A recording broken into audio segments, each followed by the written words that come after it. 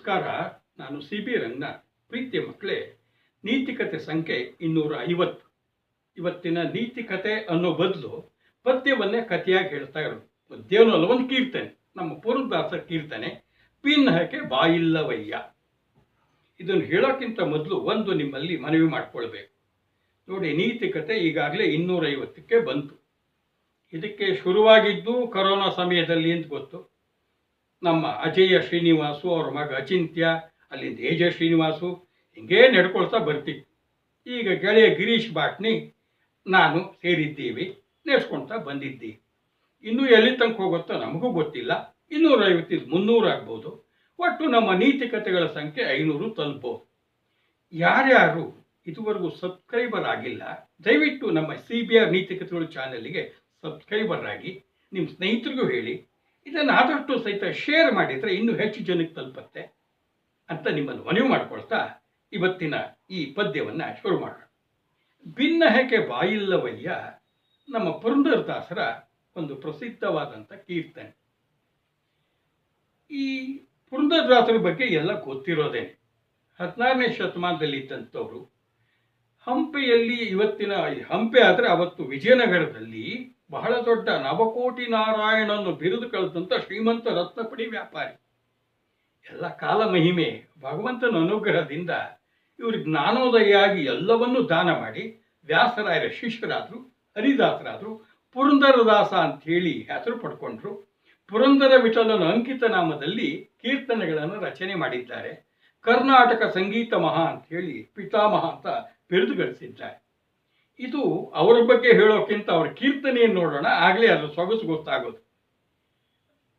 ಪಿನ್ನಹಕ್ಕೆ ಬಾಯಿಲ್ಲವಯ್ಯ, ಈ ಕೀರ್ತನೆಗಳಲ್ಲಿ ಮೊದಲು 2 ಸಾಲು ಬರ್ತಾ ಇದು ಪಲ್ಲವಿ, ಆಮೇಲೆ ಬರೋದು ಚರಣ. ಪ್ರತಿಯೊಂದು ಚರಣ ಆದಮೇಲೆ ಮತ್ತೆ ಮತ್ತೆ ಪಲ್ಲವಿ ಬರುತ್ತೆ. ಈಗ ಭಿನ್ನಹಕ್ಕೆ ಬಾಯಿಲ್ಲವಯ್ಯ, ಭಿನ್ನಹ ಅಂದರೆ ಪ್ರಾರ್ಥನೆ, ಮನವಿ. ಬಾಯಿಲ್ಲವಯ್ಯ ಅಲ್ಲಪ್ಪ, ಪ್ರಾರ್ಥನೆ ಮಾಡ್ಕೊಳ್ಳಿಕ್ಕೆ ನಿಮಗೆ ಬಾಯಿ ಇಲ್ಲ ಅಂದ್ರೆ ಏನು? ಬಾಯಿ ಇದೆ, ಮಾತು ಬರ್ತಿಲ್ಲ. ಯಾಕೆ? ಅನಂತ ಅಪರಾಧ ಎನ್ನಲ್ಲಿ ಇರಲಾಗಿ. ಭಿನ್ನಹಕ್ಕೆ ಬಾಯಿಲ್ಲವಯ್ಯ, ಅನಂತ ಅಪರಾಧ ಎನ್ನಲ್ಲಿ ಇರಲಾಗಿ. ಇದು ಈ ಕೀರ್ತನೆಯ ಪಲ್ಲವಿ. ಯಾಕೆ ಭಿನ್ನಹಕ್ಕೆ ಬಾಯಿಲ್ಲ, ಪ್ರಾರ್ಥನೆ ಮಾಡ್ಕೊಳ್ಳೋಕ್ಕಾಗ್ತಾ ಇಲ್ಲ ಭಗವಂತನಲ್ಲಿ ಅಂದ್ರೆ ಏನಾಗಿದೆ? ನನ್ನಲ್ಲಿ ಅನಂತ ಅಪರಾಧ ಇದೆ, ತಪ್ಪುಗಳು ಮೇಲಿಂದ ಮೇಲೆ. ಅನಂತ ಅಂದ್ರೆ ಲೆಕ್ಕವಿಲ್ಲದಷ್ಟು, ಅಂತ್ಯವೇ ಇಲ್ಲದಷ್ಟು ಅಪರಾಧ ಮಾಡಿದ್ದೆ. ಇದನ್ನೊಂದ್ಸಲಿ ಪೂರ್ತಿ ಇರೋದು 3 ಚರಣಗಳು, ಎಷ್ಟು ಸೊಗಸಾಗಿದೆ ನೋಡೋಣ. ಪಿನ್ನಹಕ್ಕೆ ಬಾಯಿಲ್ಲವಯ್ಯ, ಅನಂತ ಅಪರಾಧ ಎನ್ನಲ್ಲಿ ಇರಲಾಗಿ. ಶಿಶುಮೋಹ, ಸತಿಮೋಹ, ಜನನಿ ಜನಕರ ಮೋಹ, ರಸಿಕ ಮಿತ್ರರ ಮೋಹ, ರಾಜಮೋಹ, ಪಶುಮೋಹ, ಭೂಮೋಹ, ಬಂಧುವರ್ಗದ ಮೋಹ. ಅಸುರಾರಿ ನಿನ್ನ ಮರೆತನೋ ಕಾಯುಹರಿಯೇ. ಭಿನ್ನಹಕ್ಕೆ ಬಾಯಿಲ್ಲವಯ್ಯ, ಅನಂತ ಅಪರಾಧ ಎನ್ನಲ್ಲಿ ಇರಲಾಗಿ. ಅನ್ನಮದ, ಅರ್ಥಮದ, ಅಖಿಲ ವೈಭವದ ಮದ, ಮುನ್ನ ಪ್ರಾಯದ ಮದವು, ರೂಪಮದವು, ತನ್ನ ಸತ್ವದ ಮದ, ಧಾತ್ರಿವಶವಾದ ಮದ, ಇನ್ನು ತನಗೆ ಎದುರಿಲ್ಲವೆಂದೆಂಬ ಮದದಿಂದ. ಭಿನ್ನಹಕ್ಕೆ ಬಾಯಿಲ್ಲವಯ್ಯ, ಅನಂತ ಅಪರಾಧ ಎನ್ನಲ್ಲಿ ಇರಲಾಗಿ. ಇಷ್ಟು ದೊರಕಿದರೆ ಮತ್ತಿಷ್ಟು ಬೇಕೆಂಬಾಸೆ, ಅಷ್ಟು ದೊರಕಿದರೂ ಮತ್ತಷ್ಟರಾಸೆ. ಕಷ್ಟ ಬೇಡೆಂಬಾಸೆ, ಕುಡುಸುಕುವ ಕಾಂಬಾಸೆ, ನಷ್ಟ ಜೀವನದಾಸೆ ಪುರಂದರ ವಿಠಲ. ಪಿನ್ನಹಕ್ಕೆ ಬಾಯಿಲ್ಲವಯ್ಯ, ಅನಂತ ಅಪರಾಧ ಎನ್ನಲ್ಲಿ ಇರಲಾಗಿ. ಅಪ್ಪ ಭಗವಂತ, ನನ್ನಲ್ಲಿ ಲೆಕ್ಕವಿಲ್ಲದಷ್ಟು ಅಪರಾಧ ಇದೆ ಕಣಯ್ಯ, ನಿನ್ನಲ್ಲಿ ಕ್ಷಮಿಸು, ನನಗೆ ದಾರಿ ತೋರಿಸು ಅಂತ ಕೇಳ್ಕೊಳ್ಳೋಕ್ಕೂ ಬಾಯಿಲ್ಲ ಕಣಯ್ಯ. ಆದರೆ ದಯಮಾಡಿ ಹಂಗೆ ಮಾಡಬೇಡ. ನೋಡು, ಅರಿಷಡ್ವರ್ಗಳು ನನ್ನನ್ನು ಕಾಡ್ತಾ ಇದ್ದಾವೆ, ನನ್ನನ್ನು ಪೀಡಿಸ್ತಾ ಇದ್ದಾವೆ. ನಾನು ಈ ಮೋಹಕ್ಕೆ, ಆಸೆಗೆ, ಮದಕ್ಕೆ ಒಳಗಾಗ್ಬಿಟ್ಟಿದ್ದೀನಿ. ಕಾಪಾಡು ಕಾಪಾಡು, ನನ್ನ ಕೈ ಹಿಡಿದೆತ್ತು ಅಂತ ಪ್ರಾರ್ಥನೆ ಮಾಡಿಕೊಡ್ತಿದ್ದಾರೆ. ಮೊದಲನೇ ಚರಣದಲ್ಲಿ ನಾವು ನೋಡೋದು ಯಾವುದು? ಮೋಹ. ಮೋಹ ಅಂದರೆ ಏನಿದು? ಸೆಳೆತ, ಪ್ರೀತಿ, ಭ್ರಮೆ, ಭ್ರಾಂತಿ, ಅಜ್ಞಾನ, ಇವೆಲ್ಲವಕ್ಕೂ ಒಟ್ಟಾಗಿ ಮೋಹ ಅಂತ ಹೇಳ್ತೀವಿ. ಶಿಶುಮೋಹ, ಸತಿಮೋಹ, ಜನನಿ ಜನಕರ ಮೋಹ, ರಸಿಕ ಮಿತ್ರರ ಮೋಹ, ರಾಜಮೋಹ, ಪಶುಮೋಹ, ಭೂಮೋಹ, ಬಂಧುವರ್ಗದ ಮೋಹ. ಅಸುರಾರಿ ನಿನ್ನ ಮರೆತನು ಕಾಯೋ ಹರಿಯೇ. ಅಪ್ಪ ಪರಮಾತ್ಮ, ನೀನು ಅಸುರ ರಾಕ್ಷಸರ ಶತ್ರು, ರಾಕ್ಷಸರು ದುಷ್ಟರು, ಅದಕ್ಕಾಗಿ ಅವರು ಶತ್ರುವಾಗಿ ಅವರು ಸಂಹಾರ ಮಾಡ್ತೀಯ. ಆದರೆ ನಮ್ಮಲ್ಲೂ ಸಹಿತ ಈ ಮೋಹ ಮದ ಮತ್ತರ ಸೇರ್ಕೊಂಡು ಬಿಟ್ಟಿದೆ. ಈ ದುಷ್ಟಶಕ್ತಿಗಳಿಂದ ನಮ್ಮನ್ನು ಕಾಪಾಡಿ ರಕ್ಷಣೆ ಮಾಡಯ್ಯ ಅಂತ ಪ್ರಾರ್ಥನೆ ಮಾಡ್ತಿದ್ದಾರೆ. ಎಂತೆಂಥ ಮೋಹ ಇರುತ್ತೆ. ಶಿಶು ಮೋಹ, ಹೆತ್ತೋರ್ ಹೆಗ್ಗಣ ಮುದ್ದು ಅಂತ ಹೇಳ್ತಾರೆ. ಎಲ್ಲ ತಂದೆ ತಾಯಿಗಳು ತಮ್ಮ ಮಕ್ಕಳು ಚೆನ್ನಾಗಿ ಕಾಣ್ತವೆ, ಅವುಗಳ ಬಗ್ಗೆ ಅತಿಯಾದ ಮೋಹ ಬೆಳೆಸ್ಕೊಳ್ತಾರೆ. ಪ್ರೀತಿ ಇರಬೇಕು, ಮೋಹ ಇರಬಾರ್ದು. ಯಾಕೆ? ಇದೇ ರೀತಿ ಮಕ್ಕಳು ತಪ್ಪು ಮಾಡಿದಾಗಲೂ ಮೋಹದಿಂದ ದಂಡಿಸದೇ ಇದ್ರೆ ಅವರೇ ಹಾಳಾಗ್ತಾರೆ. ಇದಕ್ಕೆ ಉದಾಹರಣೆ ನಮ್ಮ ದುರ್ಯೋಧನನ ತಪ್ಪುಗಳನ್ನು ನೋಡಿ ಧೃತರಾಷ್ಟ್ರ ಗಾಂಧಾರಿ ತಂದೆ ತಾಯಿಗಳು ಕ್ಷಮಿಸಿ ಕ್ಷಮಿಸಿ ಕ್ಷಮಿಸಿ ಅವನನ್ನು ಬೆಳೆಸಿದ್ದಕ್ಕೆ ಮುಂದೆ ಕುರುಕ್ಷೇತ್ರ ಯುದ್ಧ ಕಾರಣವಾಗಿ 18 ಅಕ್ಷೋಹಿಣಿ ಸೇನೆ ನಾಶ ಆಗೋಯ್ತು. ಇಡೀ ಕುರುವಂಶವೇ ನಿರ್ವಂಶ ಆಗೋಯ್ತು ನೋಡಿ. ಅದಕ್ಕೆ ಮಕ್ಕಳ ಬಗ್ಗೆ ಅತಿ ಮೋಹ ಒಳ್ಳೇದಲ್ಲ. ತಪ್ಪು ಮಾಡಿದಾಗ ತಿದ್ದಬೇಕು. ಸತಿ ಮೋಹ, ಸತಿ ಅಂದ್ರೆ ಯಾರು? ಹೆಂಡತಿಯನ್ನು ಪ್ರೀತಿಸೋದು ತಪ್ಪಲ್ಲ. ಗಂಡ ಹೆಂಡತಿ ಸಂಸಾರ ಅನ್ನೋ ರಥದ 2 ಗಾಲಿಗಳು.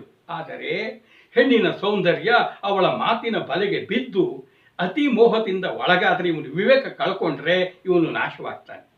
ಜನನಿ ಜನಕರ ಮೋಹ ಎಷ್ಟು ವಿಚಿತ್ರ ಅನ್ಸುತ್ತೆ. ತಂದೆ ತಾಯಿಗಳನ್ನು ಗೌರವಿಸಬೇಕು, ಜನ್ಮ ಕೊಟ್ಟು ಸೇವೆ ಮಾಡಬೇಕಾದರೆ ಮೋಹ ಇರಬಾರ್ದು. ಮೋಹದಿಂದ ಹಾಳಾಗ್ತಾರೆ. ಅದನ್ನು ಯಾರು? ನಮ್ಮ ಪುರಂದರರು ಹೇಳ್ತಾರೆ, ರಸಿಕ ಮಿತ್ರರ ಮೋಹ. ಬದುಕಲು ಸ್ನೇಹಿತರು ಇರಬೇಕು, ರಸಿಕತೆ ಇರಬೇಕು. ಎಂತೆಂಥ ರಸಿಕತೆ? ಊಟ, ಆಟ, ಪಾಠ, ವಿನೋದ. ಆದರೆ ನಮ್ಮಲ್ಲಿ ಏನಾಗುತ್ತಪ್ಪ ಅಂದರೆ ಒಳ್ಳೆ ಊಟ ಮಾಡಿದೆ, ತಿಂಡಿ ತಿಂದೆ, ಬೇಟೆ ಆಡಿದೆ, ಜೂಜಾಡಿದೆ, ಇಸ್ಪೀಟ್ ಆಡಿದೆ, ಸಂಗೀತ ಕೇಳಿದೆ, ವೇಷ ಸಂಘ ಮಾಡಿದೆ. ಇದಕ್ಕೆಲ್ಲ ರಸಿಕ ಮಿತ್ರರ ಜೊತೆ ಸೇರ್ಕೊಂಡು ಅವ್ರನ್ನ ಬಿಟ್ಟಿರ್ಲಾರ್ದೆ ಅವ್ರ ಜೊತೆಗೆ ನಾವು ಅಪರಾಧ ಮಾಡ್ಕೊಂಡಿದ್ರೆ ಸರ್ವನಾಶವಾಗ್ತೀವಿ. ರಾಜಮೋಹ ನೋಡಿ, ರಾಜ ಪ್ರತ್ಯಕ್ಷ ದೇವತಾ ಅಂತ ಹೇಳ್ತಾರೆ. ರಾಜನ ಬಗ್ಗೆ ಪ್ರಜೆಯಾದ ಪ್ರತಿಯೊಬ್ಬನಿಗೂ ಗೌರವ ಅಭಿಮಾನ ಇರಬೇಕು. ಆದರೆ ರಾಜ ತಪ್ಪು ಮಾಡಿದಾಗ, ಅವನು ಅಯೋಗ್ಯತನ ಮಾಡಿದಾಗ, ಮೋಸ ಮಾಡಿದಾಗ ಅದನ್ನ ಅವನು ನಮ್ಮ ರಾಜ ಅಂತ ಅವಾಗಲೂ ಹೇಳಿದ್ರೆ ನೀನು ನಿಜಕ್ಕೂ ಯೋಗ್ಯನಲ್ಲ, ನೀನು ಅಸಮರ್ಥನಾಗ್ತೀಯ. ಅವಾಗ ರಾಜ ತಪ್ಪು ಮಾಡಿದ್ರು ಅದನ್ನು ನೀನು ಹೇಳೋ ಆಗಿರ್ಬೇಕು, ದೂರ ಇರಬೇಕು, ಮೋಹ ಬೆಳೆಸ್ಕೊಳ್ಬಾರ್ದು. ಪಶು ಮೋಹ ನೋಡಿ, ಪಶು ಅಂದ್ರೆ ಪ್ರಾಣಿಗಳು. ಕಾಡ್ನಾಗಿರೋ ಪ್ರಾಣಿಗಳ ಬಗ್ಗೆ ಮೋಹ ಬೆಳೆಸ್ಕೊಳ್ತೀವ? ಇಲ್ಲ. ನಾವು ಪ್ರಾಣಿಗಳನ್ನು ಸಾಕ್ತೀವಿ ನಮ್ಮ ಸಂತೋಷಕ್ಕೆ, ಅವುಗಳ ಬಗ್ಗೆ ಮೋಹ ಬೆಳೆಸ್ಕೊಳ್ತೀವಿ. ಯಾವ ಪ್ರಾಣಿ ಸಾಕ್ತೀವಿ? ನಾಯಿ ಸಾಕ್ತೀವಿ, ಬೆಕ್ಕು ಸಾಕ್ತೀವಿ, ಹೌದಾ? ಈ ನಾಯಿ ಸಾಕ್ಕೊಂಡು ನಾಯಿಗೆ ಮಂಚದ ಮೇಲೆ ಮಲಗಿಸಿ ನಾವು ತೆಳಗೆ ಮಲ್ಕೊಳ್ಳೋದು, ಬೆಕ್ಕಿಗೆ ಹಾಲು ಇಡೋದು, ನಾವು ನೀರು ಕುಡಿಯೋದು, ಇದಾಗಿಬಿಡೋದು. ಜೊತೆಗೆ ಇನ್ನೊಂದು ಕಥೆ ಇದೆ. ಈ ಪಕ್ಷಿಗಳನ್ನು ಸಾಕ್ಕೊಳ್ತಾರೆ. ಇದು ನಮ್ಮ ಭರತ ಮುನಿಯ ಕತೆ ಹೇಳ್ತೀನಿ ಕೇಳಿ. ಈತ ಮಹಾರಾಜ ಬೇಕಾದಂಗೆ ರಾಜ್ಯವನ್ನು ವಿಸ್ತರಣೆ ಮಾಡಿ ಯಾಗ ಯಜ್ಞಗಳನ್ನು ಮಾಡಿ ಪುಣ್ಯ ಗಳಿಸ್ತವನು. ಮೋಕ್ಷದ ಹತ್ತತ್ರ ಹೋಗಿದ್ದ ರಾಜ ಋಷಿಯಾಗಿದ್ದವನು. ಮಕ್ಕಳಿಗೆ ರಾಜ್ಯವನ್ನು ವಹಿಸಿಕೊಟ್ಟು ಕಾಡಿಗೆ ಬಂದ ತಪಸ್ ಮಾಡ್ತಾ ಕೂತಿದ್ದಾನೆ. ಇನ್ನು ಕೆಲವು ದಿನಕ್ಕೆ ಅವನಿಗೆ ಮುಕ್ತಿ ಸಿಕ್ಕಿಬಿಡೋದು. ದುರಾದೃಷ್ಟ. ಅವನು ಸ್ನಾನ ಮಾಡ್ಲಿಕ್ಕೆ ನದಿಗೆ ಬಂದಾಗ ಅಲ್ಲೊಂದು ತುಂಬು ಕರಿಬೇಳೆ ಜಿಂಕೆ ನೀರು ಕುಡಿಯಕ್ಕೆ ಬಂದಿದೆ. ಕಾಡಲ್ಲೆಲ್ಲೋ ಹತ್ತಿರದಲ್ಲಿ ಸಿಂಹ ಗರ್ಜನೆ ಮಾಡಿದ್ ಕೇಳಿ ಹೆದರ್ಕೊಂಡಿದ್ದು ನದಿಯಿಂದ ದಾಟ್ ಹೋಗ್ಲಿಕ್ಕೆ ಹೋಯ್ತು. ಗರ್ಭಸ್ರಾವವಾಗಿ ಹೊಟ್ಟೆಯಿಂದ ಮರಿ ಬಂದು ಕೆಳಗೆ ಬಿತ್ತು. ಈ ತಾಯಿ ಜಿಂಕೆ ಹೊರಗಡೆ ಹೋಗ್ಲಿಕ್ಕೆ ಹೋಗಿ ಎದೆ ಹೊಡ್ಕೊಂಡು ಪ್ರಾಣ ಬಿಡ್ತು. ನಮ್ಮ ಭರತ ಮುನಿ ಅಯ್ಯೋ ಅಂತೇಳಿ ಮರಿ ಬಗ್ಗೆ ಕರುಣೆ ಹುಟ್ಟಿ ಅದನ್ನು ಕಾಪಾಡ್ದ, ಅದಕ್ಕೆ ಉಪಚಾರ ಮಾಡ್ದ. ಅಯ್ಯೋ ತಾಯಿಯಲ್ಲಿ ತಪ್ಪಲಿ ಅಂತೇಳಿ ಅದನ್ನು ಉಪಚಾರ ಮಾಡಿ ಮಾಡಿ ಮಾಡಿ ತನ್ನ ಜಪ ತಪ ಹೋಮ ಅನುಷ್ಠಾನ ಎಲ್ಲ ಮರೆತು ಬಿಟ್ಟ. ಇದು ಪಶುಮೋಹದಿಂದ ಕೊನೆಗೆ ಅವನೇ ಮುಂದಿನ ಜನ ಜಿಂಕೆಯಾಗಿ ಕೊಡ್ದ. ನೋಡಿ, ಪಶುಗಳ ಬಗ್ಗೆ ಕರುಣೆ ಇರಬೇಕು, ಅತಿಯಾದ ಮೋಹ ಇರಬಾರ್ದು. ಭೂಮೋಹ, ಭೂಮಿ ಏನು ಇದು ನಾವೇನು ಇಲ್ಲೇ ಇರ್ತೀವ? ನಾವು ಭೂಮಿ ನಂದು ನಂದು ನಂದು ನಂದು ಅಲ್ಲ, ನಮ್ಮಪ್ಪದು ಇರೋ ತನಕ ನಮ್ಮದು. ಅದರ ಬಗ್ಗೆನೂ ಸಹಿತ ನಾವು ಯಾವ ಭೂಮಿಯಲ್ಲಿ ಹುಟ್ಟಿದ್ದೀವೋ ಗೌರವ ಅಭಿಮಾನ ಇರಬೇಕು, ಅತಿ ಮೋಹ ಕೂಡದು. ಬಂಧುವರ್ಗದ ಮೋಹ, ನಮ್ಮ ಅಣ್ಣ ತಮ್ಮ ದೊಡ್ಡಮ್ಮ ಚಿಕ್ಕಮ್ಮ ಅವರ ಮಕ್ಕಳು, ಈ ಎಲ್ಲ ಬಂಧುವರ್ಗಕ್ಕೆ ನಾವು ಕೈಲಾದ್ರೆ ಸಹಾಯ ಮಾಡಬೇಕು, ಅವ್ರ ಬಗ್ಗೆ ಅಭಿಮಾನ ಪಡಬೇಕು. ಆದರೆ ಅವರ ಬಗ್ಗೆ ಅತಿ ಮೋಹ ಬೆಳೆಸ್ಕೊಂಡ್ರೆ ಅದು ತಪ್ಪು. ಅದಕ್ಕೆ ಹೇಳ್ತೀರ, ಅಪ್ಪ ಅಸುರಾರಿ, ಈ ರೀತಿ ಮೋಹಗಳಿಂದ ನಿನ್ನನ್ನು ಮರ್ತು ಬಿಟ್ಟಿದ್ದೀನಿ. ಅಪ್ಪ ನೀನ್ಯಾರು? ದುಷ್ಟ ಶಕ್ತಿಗಳಾದಂಥ ರಾಕ್ಷಸ ಸಂಹಾರ ಮಾಡಿದವರು. ನಮ್ಮಲ್ಲಿರೋ ದುಷ್ಟ ಶಕ್ತಿಗಳಿಂದ ದೂರ ಇರಲಿಕ್ಕೆ ದಯವಿಟ್ಟು ಸಹಾಯ ಮಾಡಪ್ಪ. ನೀನು ಮರ್ತಿದ್ದೀನಿ, ಇನ್ಮೇಲೆ ಮರೆಯಲ್ಲ ಕೊಡೋ, ನೀನು ಸದಾ ನೆನೆಸ್ಕೊಳ್ತೀನಿ, ಇದನ್ನೆಲ್ಲ ಮರೀಲಿಕ್ಕೆ ಹೊರಬರಲಿಕ್ಕೆ ಸಹಾಯ ಮಾಡುತ್ತಿದ್ದಾರೆ. ಭಿನ್ನಹಕ್ಕೆ ಬಾಯಿಲ್ಲವಯ್ಯ, ಅನಂತ ಅಪರಾಧ ಎನ್ನಲ್ಲಿ ಇರಲ್ಲ. ಯಾಕೆ? ಹಿಂಗೆ ಲೆಕ್ಕವಿಲ್ಲದಷ್ಟು ಅಪರಾಧ ಇದೆ ನೋಡಿ. 2ನೇ ಚರಣದಲ್ಲಿ ಮದ ಅಂದ್ರೆ ಏನು? ಸೊಕ್ಕು, ಗರ್ವ, ಅಮದು, ಅಹಂಕಾರ, ಹಮ್ಮು ಮತ್ತು ಎಲ್ಲ ಹೇಳ್ತೀವಿ. ಅನ್ನಮದ, ಅರ್ಥಮದ, ಅಖಿಲ ವೈಭವದ ಮದ, ಮುನ್ನ ಪ್ರಾಯದ ಮದವು, ರೂಪಮದವು, ತನ್ನ ಸತ್ವದ ಮದ, ಧಾತ್ರಿ ವಶವಾದ ಮದ, ಇನ್ನು ತನಗೆ ಎದುರಿಲ್ಲವೆಂದೆಂಬ ಮದದಿಂದ. ಭಿನ್ನಹಕ್ಕೆ ಬಾಯಿಲ್ಲವಯ್ಯ, ಅನಂತ ಅಪರಾಧ ಎನ್ನಲ್ಲಿ ಇರಲಾಗಿ. ದಿನ ಊಟ ಮಾಡ್ತೀವಿ, ಹೊಟ್ಟೆ ತುಂಬಿ ತೇಗ್ತೀವಿ, ಚಿರೋಟಿ ತಿಂತೀವಿ, ಮೈಸೂರು ಪಾಕ್ ತಿಂತೀವಿ, ಬೋಂಡ ತಿಂತೀವಿ. ಆದರೆ ಯಾವಾಗ ಸಾತ್ವಿಕ ಆಹಾರ ಬಿಟ್ಟು ತಾಮಸ ಆಹಾರ ತಿಂತೀವಿ, ನಾಲ್ಗೆ ರುಚಿ ರುಚಿ ರುಚಿಯನ್ನು ಬಯಸ್ತೀವಿ, ಒಂದು ರೀತಿ ಮತ್ತು ಬರುತ್ತೆ, ವಿವೇಕ ಕಮ್ಮಿ ಆಗುತ್ತೆ, ಅಹಂಕಾರ ಬರುತ್ತೆ. ಅದಕ್ಕೆ ಋಷಿ ಮನುಗಳಿಗೆ ಗೆಜ್ಜೆ ಗೆಣಸು ತಿನ್ಕೊಂಡು ರಾತ್ರಿ ಹೊತ್ತು ಮಿತ ಆಹಾರ ಉಪವಾಸ ಮಾಡ್ತಾ ಇದ್ದಿದ್ದು. ಎಷ್ಟು ಬೇಕೋ ಅಷ್ಟು ದೇಹಧಾರಣೆಗೆ ಆಹಾರ ಮಾಡಿದಾಗ ಅವನು ಸಾತ್ವಿಕನಾಗಿರ್ತಾನೆ. ಅದು ಬಿಟ್ಟು ಅತಿಯಾಗಿ ತಿಂದಾಗ ಏನಾಗುತ್ತೆ, ಅನ್ನಮತ, ಅದೇ ಸೊಕ್ಕು, ಅಹಂಕಾರದಿಂದ ವರ್ತಿಸ್ತಾನೆ. ಇನ್ನೊಬ್ರು ಹಸಿವು ಕಷ್ಟ ಗೊತ್ತಾಗಲ್ಲ, ಅವಿವೇಕದಿಂದ ವರ್ತಿಸ್ತಾನೆ. ಇನ್ನು ಹೊಟ್ಟೆ ತುಂಬ ಉಂಡ್ರೆ ಹಿಂಗೆ ಮತ್ತೆ ಬಂದು ಹೆಂಗೆ ಬೇಕು ಹುಚ್ಚುಚ್ಚಾಗಿ ವರ್ತಿಸ್ಬೇಕಾದ್ರೆ ಹಣ, ಅರ್ಥ ಅಂದರೆ ಹಣಕಾಸು, ಸಂಪತ್ತು, ಶ್ರೀಮಂತಿಕೆ. ಅವಾಗಲೂ ಸಹಿತ ನಿಮ್ಮಲ್ಲಿ ಶ್ರೀಮಂತಿಕೆ, ಹಣಕಾಸು ಜಾಸ್ತಿ ಆದರೆ ಬಡವರ ಬಗ್ಗೆ ತಾತ್ಸಾರ, ಮೋಸ ವಂಚನೆ ಮಾಡ ಅನ್ಸತ್ತೆ, ತಲೆ ತಿರುಗತ್ತೆ, ಸೊಕ್ಕಿನಿಂದ ವರ್ತಿಸ್ತಾರೆ. ಅಖಿಲ ವೈಭವದ ಮದ, ಬೇಕಾದಷ್ಟು ಊಟ ತಿಂಡಿಗಿದೆ, ಅಧಿಕಾರ ಇದೆ, ಆಳು ಕಾಳಿದ್ದಾರೆ, ಸಂಪತ್ತಿದೆ, ಎಲ್ಲ ಇದೆ, ನಿನಗೆ ಹೊಗಳಭಟ್ರಿದ್ದಾರೆ, ಎಲ್ಲ ಇದ್ದಾಗ ಏನಾಗುತ್ತೆ, ಮತ್ತು ಅಹಂಕಾರ ಬರುತ್ತೆ. ಹೊಟ್ಟೆ ತುಂಬ ಊಟ ಮಾಡಿದರೆ, ಅತಿಯಾದ ಶ್ರೀಮಂತಿಕೆ ಹೊಂದಿದರೆ, ಈ ವೈಭವ ಇದ್ದರೆ ಎಲ್ಲದರಲ್ಲೂ ಸಹಿತ ಮನುಷ್ಯನಿಗೆ ಒಂದು ರೀತಿ ಅಹಂಕಾರ ಬರುತ್ತೆ. ಮುನ್ನ ಪ್ರಾಯದ ಮಧು, ಇದೇನಪ್ಪ ಇದು ನೋಡಿ, ಯೌವನ ಅಂತ ಹೇಳ್ತೀವಿ. 14, 12, 13 ತನಕ ಬಾಲಕ, ಆಮೇಲೆ 14ರಿಂದ ತಾರುಣ್ಯ ಬಂದುಬಿಡುತ್ತೆ. ಹುಡುಗರಾಗಲಿ ಹೆಣ್ಣು ಮಕ್ಕಳಾಗಲಿ ನೋಡ್ಲಿಕ್ಕೆ 15, 16ರಲ್ಲಿ ಭಾಳ ಚಂದ ಕಾಣ್ತಾರೆ. ಜೊತೆಗೆ ವಿಶೇಷವಾಗಿ ಒಂದು ಶಕ್ತಿ ಅವ್ರ ದೇಹದಲ್ಲಿ ಶೇಖರಣೆ ಆಗುತ್ತೆ. ಯೋಚನೆ ಮಾಡಬಲ್ಲರು, ಏನು ಬೇಕಾದ್ರೂ ಮಾಡಬಲ್ಲರು, ನೆಲ ಗುದ್ದಿ ನೀರು ತರೋಷ್ಟು ಶಕ್ತಿ ಇರುತ್ತೆ. ಅವಾಗೇನಾಗುತ್ತೆ, ನನ್ನಂತ ಶೂರ ಇದ್ದಾನೆ, ಧೀರ ಯಾರಿದ್ದಾನೆ ಅಂಥೇಳಿ ನಾನು ಏನು ಬೇಕೋ ಮಾಡಬಲ್ಲೆ, ಜಗತ್ತನ್ನು ಗೆಲ್ಲಬಲ್ಲೆ ಅನ್ನೋ ಅಹಂಕಾರ ಬೆಳೆಸ್ಕೊಳ್ತಾರೆ. ಶಕ್ತಿ ಕಮ್ಮಿ ಆದಮೇಲೆ ಅಯ್ಯೋ ಹಂಗೆ ಮಾಡಬೇಡ್ರು ಅಂತ ಹೇಳಿದರೆ ಹುಡುಗರು ಕೇಳಲ್ಲ. ರೂಪ ಮದವು, ಆಹಾ, ಯೌವನವೇ ಒಂದು ರೀತಿ ಮದವನ್ನು ತಂದರೆ, ರೂಪ, ನಾನು ಭಾಳ ಚಂದ ಇದ್ದೀನಿ, ಎಷ್ಟು ಚಂದ ಕನ್ನಡಿ ಮುಂದೆ ನಿಂತ್ಕೊಂಡು ಮೀಸೆ ತಿರ್ಕೊಂಡಿದ್ದೇನು, ಹೆಣ್ಮಕ್ಳಂತೂ ಸೆರಗಿಂಗ್ ಹಾಕ್ಕೊಂಡಿದ್ದೇನು, ಪ್ರದರ್ಶನ ಮಾಡ್ಕೊಂಡು ಅಯ್ಯಾರ ಪಡೆದಿದ್ದೇನು. ಆದರೆ 2 ರೂಪ ಇದೆ ನಮಗೆ, ಒಂದು ಅಂತರಂಗದ ರೂಪ, ಇನ್ನೊಂದು ಹೊರರೂಪ. ಅಂತರಂಗದ ರೂಪ ದಿನ ದಿನಕ್ಕೂ ಒಳ್ಳೆಯ ಗುಣಗಳಿಂದ ನಿಮ್ಮ ವ್ಯಕ್ತಿತ್ವಕ್ಕೆ ತೂಕ ಹೆಚ್ಚುತ್ತೆ, ಎಲ್ಲರ ಮನ್ನಣೆ ಗಳಿಸುತ್ತೆ. ನಿಮ್ಮ ಈ ರೂಪ ಏನಿದೆ, ದಿನಕ್ರಮೇಣಕ್ಕೆ ಏನಾಗಬೇಕು, ತಲೆಗೂದಲು ಹಣ್ಣಾಗತ್ತೆ, ಉದುರೋಗುತ್ತೆ, ಬೋಳು ತಲೆ ಆಗತ್ತೆ, ಕಣ್ಣಿನ ದೃಷ್ಟಿ ಮಂದವಾಗತ್ತೆ, ಕೆನ್ನೆ ಹೊಳಪು ಕಳ್ಕೊಳ್ಳುತ್ತೆ, ಧ್ವನಿ ಕುಸಿಯತ್ತೆ. ಈ ರೂಪ ಶಾಶ್ವತ ಅಲ್ಲ. ಹಾಗಾಗಿ ರೂಪದ ಮದ ಬರಬಾರ್ದು. ತನ್ನ ಸತ್ವದ ಮದ ನೋಡಿ, ಎಲ್ಲರಿಗೂ ಸತ್ವ ಬರಲ್ಲ. ಕೆಲವರಿಗೆ ಏನಾಗುತ್ತೆ, ವಿದ್ಯೆ, ಕೆಲವರಿಗೆ ಬುದ್ಧಿ, ಕೆಲವರು ಚಿತ್ರ ಬರೀತಾರೆ, ಕೆಲವರು ಹಾಡು ಹೇಳ್ತಾರೆ, ಕೆಲವರು ವಿಗ್ರಹ ಮಾಡ್ತಾರೆ, ಏನೇನೋ ಪ್ರತಿಭೆಗಳು ಬಂದ್ಬಿಡುತ್ತೆ. ಕೆಲವರು ಅತ್ಯಂತ ಪ್ರಾಮಾಣಿಕರು, ಕೆಲವರು ಅತ್ಯಂತ ವಿನಯ ಸೌಜನ್ಯರು, ಕೆಲವರು ತಪಸ್ವಿಗಳಿರ್ತಾರೆ. ಆದರೆ ನಾನು ಹೆಚ್ಚು, ನನ್ನಲ್ಲಿರುವ ಸತ್ವ ಹೆಚ್ಚು ಅನ್ನೋ ಅಹಂಕಾರ ಬರಬಾರ್ದು. ಅಲ್ಲಿಗೆ ಅವನ ಬೆಳವಣಿಗೆ ಮುಗೀತು. ಧಾತ್ರಿ ವಶವಾದ ಮದ, ಧಾತ್ರಿ ಅಂದರೆ ಧರಣಿ, ಭೂಮಿ. ಯಾರಿಗಿದು, ರಾಜರುಗಳಿಗೆ ಒಂದೊಂದು ರಾಜ್ಯ ಗೆದ್ದಂಗೂ ಸಹಿತ ವಿನಯದ ಬದಲು ಅಹಂಕಾರ ಬಂದು ಹಾಳಾಗ್ತಿದ್ರು. ಕೊನೆಯದಿದೆ ನೋಡಿ, ಪ್ರತಿಯೊಬ್ಬರಿಗೂ ಸಹಿತ ಇನ್ನು ತನಗೆ ಎದುರಿಲ್ಲವೆಂದೆಂಬ ಮದದಿಂದ. ಯಾವಾಗ ಸೊಕ್ಕಿನಿಂದ ಬೆರಿತೀವಿ, ನನಗೆ ಯಾರೂ ಇಲ್ಲೇ ಇಲ್ಲ, ಹೇಳೋರಿಲ್ಲ ಕೇಳೋರಿಲ್ಲ, ನಾನೇ ರಾಜ, ನಾನೇ ಅನ್ನೋ ಅಹಂಕಾರ ಬಂದು ಹಾಳಾಗಿಬಿಡ್ತಾರೆ. ಅಪ್ಪ, ಭಿನ್ನಹಕ್ಕೆ ಬಾಯಿಲ್ಲವಯ್ಯ, ಅನಂತ ಅಪರಾಧ ನನ್ನಲ್ಲಿದೆ, ಅಪ್ಪ ಕ್ಷಮಿಸಪ್ಪ, ಈ ಮತದಿಂದ ಹೊರಗೆ ಬಂದು ವಿವೇಕ ಬರೋಂಗೆ ಮಾಡಪ್ಪ ಅಂಥೇಳಿ ದಾಸರು ಕೇಳ್ಕೊಳ್ತಿದ್ದಾರೆ. ಕೊನೆ ಚರಣಕ್ಕೆ ಹೋಗೋಣ. ಇಷ್ಟು ದೊರಕಿದರೆ ಮತ್ತಿಷ್ಟು ಬೇಕೆಂಬಾಸೆ, ಅಷ್ಟು ದೊರಕಿದರೂ ಮತ್ತಷ್ಟರಾಸೆ, ಕಷ್ಟ ಬೇಡೆಂಬಾಸೆ, ಕಡು ಸುಖವ ಕಾಂಬಾಸೆ, ನಷ್ಟ ಜೀವನದಾಸೆ ಪುರಂದರ ವಿಠಲ. ಭಿನ್ನಹಕ್ಕೆ ಬಾಯಿಲ್ಲವಯ್ಯ, ಅನಂತ ಅಪರಾಧ ಎನ್ನಲ್ಲಿ ಇರಲಾಗಿ. ಆಸೆ ಯಾರಿಗಿಲ್ಲ? ಆಸೆ ಅಂದರೆ ಬಯಕೆ, ಅಪೇಕ್ಷೆ, ಇಷ್ಟ. ಅದು ಬೇಕು ಇದು ಬೇಕು ಮನಸ್ಸು ಬಯಸ್ತಾನೆ ಇರುತ್ತೆ. ನಮ್ಮ ಗೌತಮ ಬುದ್ಧ ಹೇಳಿದ್ದೇನು, ಯಾಕೆ ನಾವು ದುಃಖಿತರಾಗಿದ್ದೀವಿ ಅಂದರೆ ಆಸೆಯೇ ದುಃಖಕ್ಕೆ ಕಾರಣ.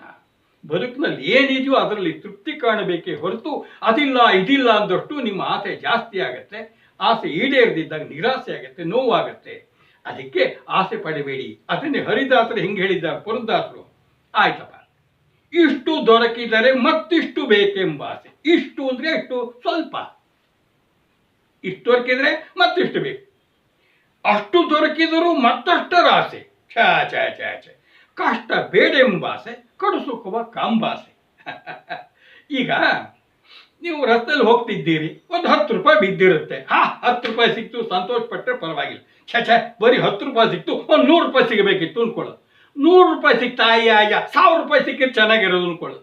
1000 ಸಿಕ್ತು, ಏನು ಬರುತ್ತಯ್ಯ, ಒಂದೆರಡು ಪ್ಯಾಂಟು ಶರ್ಟು ಬರಲ್ಲ, ಒಂದು 10,000 ಸಿಗಬೇಕಿತ್ತು ಅನ್ಕೊಳ್ಳೋದು. 10,000 ಸಿಕ್ಕರೆ 1 ಲಕ್ಷ ಸಿಗಲಿ, ಲಕ್ಷ ಸಿಕ್ಕರೆ 10 ಲಕ್ಷ, 10 ಲಕ್ಷ ಸಿಕ್ಕರೆ 1 ಕೋಟಿ, 1 ಕೋಟಿ ಸಿಕ್ಕರೆ 10 ಕೋಟಿ, 10 ಕೋಟಿ ಸಿಕ್ಕರೆ 100 ಕೋಟಿ. ತೃಪ್ತಿ ಇಲ್ಲ. ಅದಕ್ಕೆ ಹೇಳಿದ್ದು, ಇಷ್ಟು ದೊರಕಿದರೆ ಮತ್ತಷ್ಟು ಬೇಕೆಂಬ ಆಸೆ. ಅಷ್ಟಕ್ಕೂ ತೃಪ್ತಿ ಇಲ್ಲ, ಅಷ್ಟು ದೊರಕಿದರೂ ಮತ್ತಷ್ಟರ ಆಸೆ. ಎಷ್ಟು ಇಷ್ಟು ಇಷ್ಟು ಇಷ್ಟು ಗೊತ್ತಿಲ್ಲ. ಕಷ್ಟ ಬೇಡೆಂಬಾಸೆ. ನೋಡಿ, ಕಷ್ಟ ಸುಖ ಹಗಲು ರಾತ್ರಿ ಇದ್ದ ಹಾಗೆ ದಿನದಲ್ಲಿ ಬದುಕಿನಲ್ಲಿ ಕಷ್ಟ ಸುಖ ಇರಲೇಬೇಕು. ಸುಖದ ಸೊಗಸು ಗೊತ್ತಾಗಬೇಕು, ಕಷ್ಟ ಅನುಭವಿಸಿರಬೇಕು. ಈಗ ನಮಗೆ ನೀರು ಕುಡಿಬೇಕು ಅಂದ್ರೆ ಏನಾಗಿರಬೇಕು, ಬಾಯಾರಿಕೆ ಬಿಸಿಲು ಇರಬೇಕು. ಈಗ ಬೇಸಿಗೆ ಆದಮೇಲೆ ಮಳೆಗಾಲ ಬರುತ್ತೆ, ಮಳೆಗಾಲ ಆದಮೇಲೆ ಬೇಸಿಗೆನಲ್ಲಿ ಏನು ಮಾಡ್ತೀವಿ, ತಣ್ಣನೆ ನೀರು ಕುಡಿತೀವಿ. ಮಳೆಗಾಲದಲ್ಲಿ ಬೆಚ್ಚಗೆ ಹೊರ್ಕೊಂಡು ಮಲ್ಕೊಳ್ತೀವಿ. ಆಯಾ ಕಾಲದಲ್ಲಿ ಹಾಗಾದರೆ ಅದರ ಮಹತ್ವ ಗೊತ್ತಾಗೋದು. ಕಷ್ಟ ಬೇಡೆಂಬಾಸೆ. ಮನುಷ್ಯನಿಗೆ ಕಷ್ಟನೇ ಬೇಡಪ್ಪ, ಕಡು ಸುಖವ ಕಾಂಬಾಸೆ. ಕಡು ಅಂದರೆ ಅತಿ ಹೆಚ್ಚು, ಹೆಚ್ಚಾಗಿ ಸುಖವನ್ನು ಕಾಣಬಹುದು. ಏನು ಸುಖ ಅಂದರೆ ಕಷ್ಟಪಡಬಾರ್ದು. ನಾನು ಯಾವಾಗಲೂ ಮಲ್ಕೊಂಡೇ ಇರಬೇಕು, ಮಲ್ಕೊಂಡಲ್ಲೇ ಉಣ್ಣೋದು ತಿನ್ನೋದು. ನೀವು 1 ಗಂಟೆ 2 ಗಂಟೆ ಮಲಗಬಹುದು, ಇಡೀ 24 ಗಂಟೆ ಮಲಗಿದ್ರೆ ಮೈಕೆಲ್ಲ ನೋವಾಗಿ ಹೋಗುತ್ತೆ. ತಿಂತೀವಿ ಅಂದರೆ ಏನು ಓಡಾಡ್ದು ತಿಂತಾನೆ ಇದ್ರೆ ಅಜೀರ್ಣಾಗಿ ಹಾಸಿಗೆನಲ್ಲೇ 1 ವೇಳೆಲ್ಲ ಮಾಡ್ಕೊಳ್ತೀವಿ. ಅದಕ್ಕೆ ಕಡು ಸುಖವನ್ನು ಕಾಂಬಾಸೆ, ನೋಡುವ ಆಸೆ, ನಷ್ಟ ಜೀವನದ ಆಸೆ. ಅತಿಯಾದ ಆಸೆಯಿಂದ ಜೀವನವನ್ನು ಹಾಳು ಮಾಡ್ಕೊಳ್ತೀವಿ. ನಷ್ಟ ಅಂದರೆ ನಾಶವಾಗುತ್ತೆ. ಪುರಂದರ ವಿಠಲ ನೋಡಯ್ಯ, ಈ ಆಸೆಯಿಂದ ನಾವು ಹೇಗೆ ನಾಶವಾಗ್ತಿದ್ದೀವಿ. ಭಗವಂತ ದಯವಿಟ್ಟು ಕಾಪಾಡಯ್ಯ. ನಮಗೆ ಮೋಹ, ಮದ, ಈ ಆಸೆ ಅವುಗಳಿಂದ ಹೊರಗೆ ಬಂದು ಅವನನ್ನು ಒಳ್ಳೆ ಹಾದಿಯಲ್ಲಿ ತಗೊಂಡು ಹೋಗಿ ಮಾಡು ಅಂಥೇಳಿ ಪುರಂದರದಾಸರು ಕೇಳ್ಕೊಳ್ತಿದ್ದಾರೆ. ಮಕ್ಕಳೇ, ಹೀಗೆ ಇಂತಹ ಕೀರ್ತನೆಗಳನ್ನು ನಿಮಗೆ ಎಲ್ಲೆಲ್ಲಿ ಒಳ್ಳೇದು ಹೇಳುತ್ತೋ ಅದನ್ನು ಓದೋದ್ರಿಂದ, ಕೇಳೋದ್ರಿಂದ, ನೋಡೋದ್ರಿಂದ ನಮ್ಮಲ್ಲಿರೋ ತಪ್ಪುಗಳು ತಿದ್ಕೊಂಡು ಒಳ್ಳೆ ಹಾದಿಯಲ್ಲಿ ನಡೆಯೋದಕ್ಕೆ ಸಾಧ್ಯ ಆಗುತ್ತೆ. ಇಂಥ ಸಾಹಿತ್ಯಗಳನ್ನ ಓದಿ ನೀವು ಬೆಳೀರಿ, ಒಳ್ಳೆ ರೀತಿ ಬಾಳ್ರಿ. ನಮಸ್ಕಾರ.